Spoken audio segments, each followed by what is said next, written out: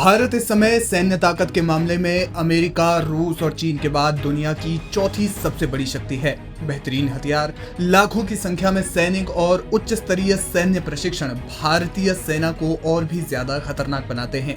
लेकिन एक ऐसी समस्या है जिससे भारतीय सेना कई सालों से जूझ रही है और वो समस्या है हथियारों का देरी से मिलना, खासतौर पर भारतीय कंपनियों द्वारा। ये समस्या और भी ज्यादा गंभीर तब हो जाती है जब हमारा एक दुश्मन चीन दुनिया से एक कदम आगे बढ़कर छठी पीढ़ी का फाइटर जेट बनाने की दिशा में तेजी से काम कर रहा है और हमारे दूसरे दुश्मन यानी पाकिस्तान को पांचवी पीढ़ी के स्टील्थ फाइटर जेट दे रहा हो।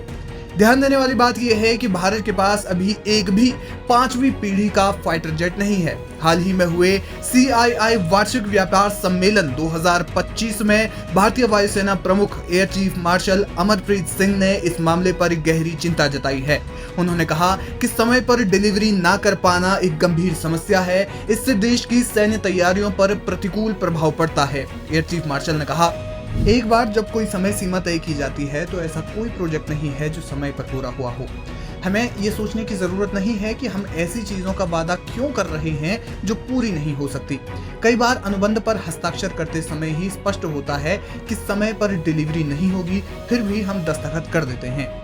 दरअसल सरकारी स्वामित्व वाली कंपनी हिंदुस्तान एरोनॉटिक्स लिमिटेड ने स्वदेशी तेजस Mk1A की डिलीवरी में बहुत देरी की है। HAL को अब तक 83 तेजस Mk1A विमानों का ऑर्डर दिया जा चुका है, जिसकी कीमत 36,468.63 करोड़ रुपए है। इसमें टैक्स शामिल नहीं है। फरवरी 2024 से डिलीवरी शुरू होनी थी, लेकिन इसमें लगातार देरी हो रही है। इसके अलावा भारत का multi role fighter aircraft program भी रुका हुआ है, जिसके तहत 114 अत्याधुनिक लड़ाकू विमानों की खरीद होनी है। बताया जा रहा है कि अप्रैल 2019 में वैश्विक व्यापार कंपनियों से सूचना यानी RFI मंगाई गई थी, जिसमें भारत में लाइसेंस के निर्माण और टेक्नोलॉजी ट्रांसफर की शर्त रखी गई थी, लेकिन अभी तक इस पर स्वीकृति की आवश्यकता यानी AON नहीं मिली है, जो खरीद प्रक्रिया को औपचारिक रूप से शुरू करने की पहली कड़ी होती है।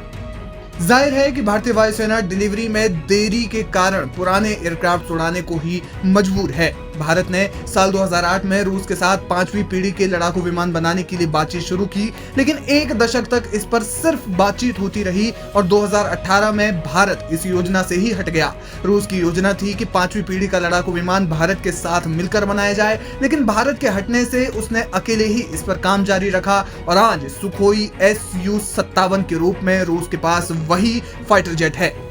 संभवतः भारत अगर इसमें बना रहता तो आज भारत के पास पांचवी पीढ़ी का एक स्टील्थ लड़ाकू विमान होता, जो हमारे पास अब तक एक भी नहीं है। इसके साथ चीन और पाकिस्तान पर एक मनोवैज्ञानिक दबाव बनता, लेकिन भारत के इस योजना से हटने से न सिर्फ भारत की रक्षा क्षमताओं पर प्रभाव पड़ रहा है, बल्कि पांचवी पीढ़ी का पहला लड़ाकू विमान मिलने की संभावनाएं भी कई साल पीछे चली गई हैं। भारत को इस समय अत्याधुनिक लड़ाकू विमानों की जरूरत है। वर्तमान में 29 स्क्वाड्रन चल रही है, जबकि जरूरत 41 स्क्वाड्रन की है।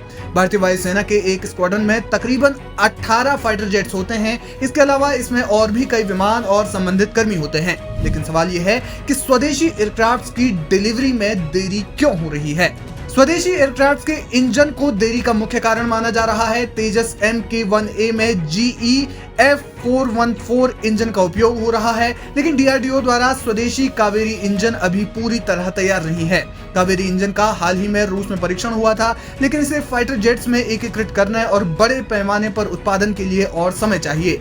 इंजन आपूर्ति में देरी ने HAL के उत्पादन शेड्यूल को प्रभावित किया है। इसके अलावा सीमित उत्पादन सुविधाएं भी एक बड़ी वजह है। मीडिया रिपोर्ट्स के मुताबिक तेजस Mk1A के लिए HAL का लक्ष्य प्रतिवर्ष 24 से 27 विमानों का उत्पादन है, लेकिन अभी ये केवल 8 से 16 विमान प्रतिवर्ष ही उत्पादन कर पा रहा है।